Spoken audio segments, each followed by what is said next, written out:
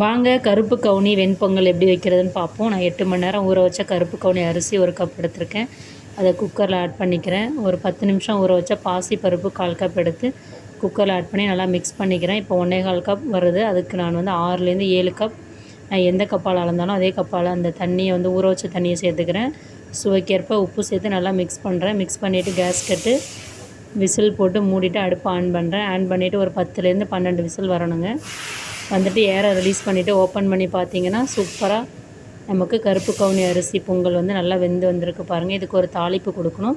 அடுப்பு ஆன் பண்ணிவிட்டு வானல் வச்சுக்கிறேன். 1 ஸ்பூன் நெய் ஆட் பண்ணிக்கிறேன். 1 டீஸ்பூன் ஜீரகம், 10லேருந்து 12 முந்திரி பருப்பு, 1 டீஸ்பூன் பொடியாக நறுக்கின இஞ்சி ஆட் பண்ணிக்கிறேன்.